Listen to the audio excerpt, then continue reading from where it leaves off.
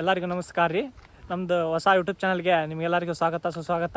ಅದೇ ಥರನಾಗಿ ನಾ ಇವತ್ತು ನಿಮ್ಗೆ ಏನು ಹೇಳಕ್ಕೆ ಬಂದೀನಿ ಅಂದರೆ, ಆಯಿತು ಆಮೇಲೆ ನಂದು RX Z ಹೊಸ ಬೈಕ್ ತೊಗೊಂಡಿದ್ದೆ ನಾನು.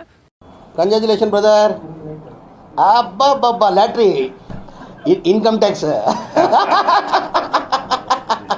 ತೊಗೊಂಡು ಅಲ್ಲೇ ಒಂದು 6 ರಿಂದ 7 ತಿಂಗಳಾಗೈತಿ. ನನ್ನ ಹೆಸರು ಬಸವರಾಜ್ ಅಂತ. ಅದ್ರದ್ದು ಬೈಕಿಂದ ನಾನು ಇವತ್ತು ರಿವ್ಯೂ ಮಾಡಕ್ಕೆ ಬಂದೀನಿ. ಹಾಗೆ ಅದೇ ರೀತಿಯಾಗಿ ನಾನು ಡೈಲಿ ಲಾಗ್ ಮಾಡ್ಬೇಕಂತ ಮಾಡೀನಿ. ನಿಮ್ಮ ಸಪೋರ್ಟ ನಮಗೆ ಸದಾ ನಮ್ಮ ಮೇಲೆ ಇರ್ಬೇಕು.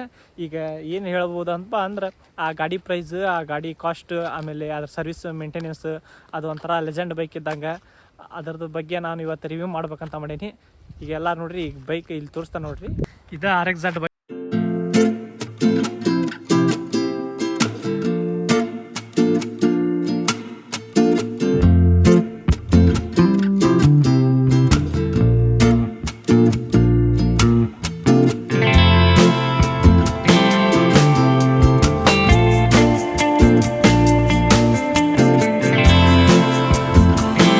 RX Z ಬೈಕ್ ಇದು ನೋಡ್ಬೋದು. ಇದು ಸ್ವಲ್ಪ ಮಾಡಿಫೈ ಮಾಡ್ಸೀನಿ, ಯಾಕಂದ್ರೆ ಸ್ವಲ್ಪ ಹಳೇದಾಗಿತ್ತು. ಅದನ್ನ ರೀಪೇಂಟ್ ಮಾಡಿಸಿ, ಅದನ್ನ ಇಂಜನ್ ವರ್ಕ್ ಎಲ್ಲ ಮಾಡಿಸಿ, ಅದ್ರ ಕಾಸ್ಟ್ ಏನಂತ ನಿಮಗೆಲ್ಲ ಹೇಳ್ತೀನಿ. ಇದನ್ನ ಎಲ್ಲಿ ಮಾಡಿಸಿದೆ ಅಂತ ಹೇಳ್ತೀನಿ. ಅದೇ ರೀತಿಯಾಗಿ ನಿಮ್ಮ ಟೈರ್ ನೋಡ್ರಿ, ಆಮೇಲೆ ಡಿಸ್ಕು, ಆಮೇಲೆ ಹೆಡ್ಲೈಟು, ಮಿರರು, ಆಮೇಲೆ ಸೈಲೆನ್ಸರು ನೋಡ್ರಿ. ಇದು ನಂದು ಇಷ್ಟಪಟ್ಟು ತೊಗೊಂಡಿದ್ದು ಗಾಡಿ. ನನ್ನ ಅಲ್ಲೇ ಆಲ್ಮೋಸ್ಟ್ ಅಲ್ಲೇ ನಾನು 100 ಆಮೇಲೆ 135 ಎಲ್ಲ ಹತ್ತಿಬಿಟ್ಟೀನಿ. ಈಗ ನೆಕ್ಸ್ಟ್ ತೊಗೊಂಡಿದ್ದು RX Z. ಈಗ ನಾವು ಇಂಜನ್ ನೋಡೋದಾದ್ರೆ ಇದ್ರ CC ಬಂದುಬಿಟ್ಟು 132 CC. ಆಮೇಲೆ ಮ್ಯಾಕ್ಸಿಮಮ್ ಪವರ್ ನೋಡೋದಾದ್ರೆ 14 BHP ಬರ್ತೈತಿ. ಆಮೇಲೆ ಮ್ಯಾಕ್ಸಿಮಮ್ ಟಾರ್ಕ್ ನೋಡೋದಾದ್ರೆ 12 Nm ಬರ್ತೈತಿ. ಆಮೇಲೆ ಇದು ನೋಡ್ಬೋದು, ಯಮಾ ಲೋಗೋ ಬಂದೈತಿ. ಈ ಲೋಗೋಕ್ಕೆ ನಾನು ಸ್ವಲ್ಪ ಪೇಂಟ್ ಮಾಡಿಸೀನಿ, ಒಂದು ಲುಕ್ ಕಾಣಲಿ ಅಂತ. ನೋಡ್ಬೋದು, ಇದು ನನ್ನ ಇನ್ಸ್ಟಾಗ್ರಾಮ್ ID. ಜನ ನೋಡಿದ್ರೆ ಅವೆಲ್ಲ ಬರೀ ಅನ್ಫಾಲೋ ಮಾಡ್ತಾರ, ನಮ್ಮ ನೋಡಿ ಅನ್ಫಾಲೋ ಮಾಡ್ತಾರ. ಸಾರಿ ಯಮಾ ಅಂತ ಲೋಗೋನ್ ಐತಿ. ಇಲ್ಲಿ ಸ್ವಲ್ಪ ಪೇಂಟ್ ಮಾಡ್ಸೀನಿ. ಇದು ಬಂದ್ಬಿಟ್ಟು 4 ಸ್ಪೀಡಿಂದ ನಾನು 5 ಸ್ಪೀಡ್ ಕನ್ವರ್ಟ್ ಮಾಡ್ಸೀನಿ. ನಾವು ಗಾಡಿ ಮೂವ್ ಮಾಡ್ಬೇಕಾರೆ ಹಿಂಗೆ ಮೇಲ್ ಮಾಡ್ಕೊಂಡು ಗಾಡಿ ಮೂವ್ಸ್, ಯಾಕಂದ್ರೆ ಡೈರೆಕ್ಟ್ ಇಂಜಿನ್ಗೆ ಸಪ್ಲೈ ಇರೋದ್ರಿಂದ ಅದು ಪೆಟ್ರೋಲ್ ಪೂರ ಇದಕ್ಕೂ ಇಂಜಿನ್ಗೆ ಹೋಗ್ತಾ ಇರ್ತೈತಿ. ಅದನ್ನ ನಾವು ಗಾಡಿ ನಿಲ್ಲಿಸುವಾಗ ಆಫ್ ಮಾಡಿರ್ತೀವಿ. ಈ bike two stock single cylinder ಐತಿ. ಎಲ್ಲರೂ ಟೂ ಸ್ಟಾಕ್ ಲೆಜೆಂಡ್ ಬೈಕ್, ಎಲ್ಲರೂ ಸ್ವಲ್ಪ ಗಾಡಿನ ಸೇವ್ ಮಾಡ್ತಾ ಇರ್ಬೇಕು. ಆಮೇಲೆ ಜನ ಮುಂದಿನ ಪೀಳಿಗೆಗೆ ನಾವು ಈ ಗಾಡಿ ತೋರಿಸ್ಬೇಕು. कितने तेजस्वी लोग हैं हमारे पास, कितने शानदार विचार रखते हैं जी, और कुछ लोग मनोरंजन भी करवाते हैं. ಇದು ಯಾಕಂದ್ರೆ ಟೂ ಸ್ಟಾಕ್ ಆಗಿರ್ತೈತಿ. ಇದನ್ನ 1 ಲೀಟ್ರ್ ಪೆಟ್ರೋಲಿಗೆ ನಾವು 40 ml ಆಯಿಲ್ ಹಾಕ್ತಿರ್ತೀವಿ. ಇಲ್ಲ ನಮ್ದು ಡ್ಯಾಶ್ ಬೋರ್ಡ್ ನೋಡ್ಬೋದು. ಈಗ ನೋಡಿ, ನ್ಯೂಟ್ರಲ್ ಆನಲ್ಲೇ ಐತಿ. ಇದು ನೋಡಿದ್ರೆ ಇಂಡಿಕೇಟರ್, ನಾವು ಇಂಡಿಕೇಟರ್ ಹತ್ತಲೇ ಅಲ್ಲಿ ಲೈಟ್ ಶೋ ಆಕತಿ. ಗಾಡಿ ಮೇಂಟೆನೆನ್ಸ್ ಮಾಡ್ತಾ ಇರ್ಬೇಕು ನಾವು. ಅವೆಲ್ಲ ಇದ್ರೆ ಎಲ್ಲ ಹತ್ಬೋದು. ಇದು ನೋಡಿದ್ರೆ ಹೈ ಬೀಮ್. ಇದು ಒಂಥರ ಶೋಕ್, ಹ್ಯಾಂಡಲ್ ಬಾರಿಗೆ ಶೋಕ್ ತರಿಸಿದ್ದು. ಲೈನ್ ಆಗಿದ್ರ ಪ್ರೈಸ್ 300 ರೂಪಾಯಿ ಐತಿ.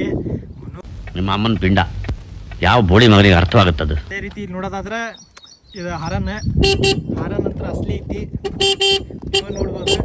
ಆಮೇಲೆ ಇಂಡಿಕೇಟರ್, ಆಮೇಲೆ ಹೆಡ್ಲೈಟ್, ಇದು ಡಿಪ್, ಹೈ ಬೀಮ್, ಇದು ಲೋ ಬೀಮ್. ಇದು ಇಂಡಿಕೇಟರ್ ಮಾತ್ರ ಖತರ್ನಾಕ್, ಎಲ್ಲ ಅಲ್ಟಿಮೇಟ್ ಮೇಂಟೆನೆನ್ಸ್ ಮಾಡೇವಿ. ಬಟ್ ಏನಪ್ಪ, ಇದು ನೋಡಿದ್ರೆ ಪಾರ್ಕಿಂಗ್ ಲೈಟ್ ಆಫ್ ಆನ್ ನೋಡ್ಬೋದು. ಒಂದ್ಸಲ ಇಂಡಿಕೇಟರ್ ಹಚ್ಚಿ ತೋರಿಸ್ತೇವೆ. ಆನ್ ಆಗಿದ್ದು ಪಾರ್ಕಿಂಗ್ ಲೈಟ್ ಆನ್ ಆಗೈತಿ. ಯಾಕಂದ್ರೆ ನಾವು ಬೇಕಂತ ಶೋರೂಮಿಂದ ಇದೇನಿಲ್ಲ, ನಾವು ಬೇಕಂತ ಎಕ್ಸ್ಟ್ರಾ ಫಿಟ್ಟಿಂಗ್ ಮಾಡಿಸ್ಕೊಂಡಿದ್ದು. ಆಮೇಲೆ ಇದು ನೋಡೋದಾದ್ರೆ ನಮ್ಮ ಬೈಕಿಂದ ಡಿಸ್ ಬ್ರೇಕ್ ಏನಪ್ಪ ಅಂದ್ರೆ, ಇದು ನೋಡಿದ್ರೆ ಡಿಸ್ ಬ್ರೇಕ್ ಅಂದ್ರೆ ನಾನು 4 ಸ್ಪೀಡಿಗೆ ಡಿಸ್ ಬ್ರೇಕ್ ಬರೋಂಗಿಲ್ಲ.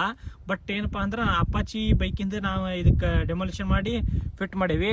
ಇವನ್ನೆಲ್ಲ ಡಿಸೈನ್ ನೋಡ್ಬೋದು. ಇವನ್ನೆಲ್ಲ ಕಟ್ ಮಾಡಿಸಿ ಸ್ವಲ್ಪ ಶೋ ಕಾಣಲಿ ಅಂತ ನಾವು ಇದನ್ನೆಲ್ಲ ಹಾಕ್ಸಿದ್ದು.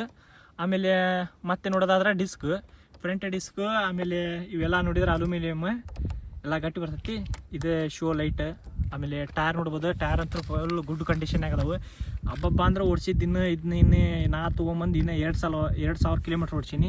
ಹೊಸ ರಿಮ್ಮು ರೋಡ್ ಮಾಡೋಕ್ಕೂ ಎಲ್ಲ ಗಟ್ಟಿ ಐತಿ. ಆಮೇಲೆ ಲಾಂಗ್ ನಡಿತೈತಿ. ಬಟ್ ಏನಪ್ಪ, ಮೇಂಟೆನೆನ್ಸ್ ಮೋಸ್ಟ್ ಇಂಪಾರ್ಟೆಂಟ್. ನಾವು ಮೇಂಟೆನೆನ್ಸ್ ಇಲ್ದಂಗೆ ಏನು ಮಾಡೋಕ್ಕೆ ಬರೋಲ್ಲ. ಆಮೇಲೆ ಇಲ್ಲೇ ಶಕಾಪ್ ಗೇರ್ ನೋಡ್ಬೋದು. ಇದ್ರೆ ಶೂಟ್ ಮಾಡಿ ಸಾಯಿಸ್ಬಿಡ್ತೀನಿ. ಇರಿಟೇಷನ್ ಕಣ್ರಿ, ಕಳಿಸಿ ನೋಡ್ಬೋದು. ಇದು 5 ಸ್ಟೆಪ್ ನಾವು ಮೇಲೆ ಕೆಳಗೆ ಅಡ್ಜಸ್ಟ್ಮೆಂಟ್ ಮಾಡ್ಬೋದು. ಯಾಕಂದ್ರೆ ಈ ಪೋಸ್ಟ್ ಸ್ಪೀಡ್ ಒಳಗೆ ಬೇರೆ ಬರ್ತೈತಿ. ನಾವು ಸ್ಮೂತ್ ಆಗಿರಲಿ ಅಂತ ನಾವು ಇದನ್ನ ಅಡ್ಜಸ್ಟ್ಮೆಂಟ್ ಮಾಡಿದ್ದು. ಆಮೇಲೆ ನೀವು ಇಲ್ಲಿ ಹಿಂದೆ ಇಂಡಿಕೇಟರ್ ನೋಡೋದಾದ್ರೆ ಅದು ನಮ್ಮ ಬಾಡಿ ಕಿಟ್ ಒಳಗೆ ಇಂಡಿಕೇಟರ್ ಬರ್ತೈತಿ ನೋಡ್ಬೋದು. ಇಲ್ಲಿ ಯಮಾ ಲೋಗ ಅಂತ ಕೊಟ್ಟಾನ. ಇದು K27 ರಿಜಿಸ್ಟ್ರೇಷನ್ ಆಗೈತಿ. ಆಮೇಲೆ ಹೊಸದಾಗಿ ಮತ್ತೆ INT ನಂಬರ್ ಎಲ್ಲ ಮಾಡಿಸೀವಿ. ಯಾಕಂದ್ರೆ 1997 ಮಾಡಲ್ ಗಾಡಿ ನಂದು. ಇದು ಎಲ್ಲ ಕಂಡೀಷನ್ ಅದಾವು. ಯಾಕಂದ್ರೆ ಪೇಪರ್ಸ್ ಇಲ್ಲ ನಾವು ಹಂಗೆ ಯಾವ ಗಾಡಿ ಮುಟ್ಟಂಗಿಲ್ಲ. ಯಾಕಂದ್ರೆ ನಾವು ಎಲ್ಲ ವಿದ್ಯಾವಂತರು ಅಂತ ಹೇಳಂಗಿಲ್ಲ. ಅದ್ರಾಗ ಸ್ವಲ್ಪ ಅನಕ್ಷರಸ್ಥ ಅದ ನಾವು. ನಮಗೂ ಜಾಸ್ತಿ ನೋಡಿದ್ರೆ ಇಂಗ್ಲೀಷ್ ಮಾತಾಡಕ್ ಬರಲ್ಲ. ಇದೆ, ಇಲ್ಲೊಂದು ಸಮಸ್ಯೆ ಖಂಡಿತ ಇದೆ.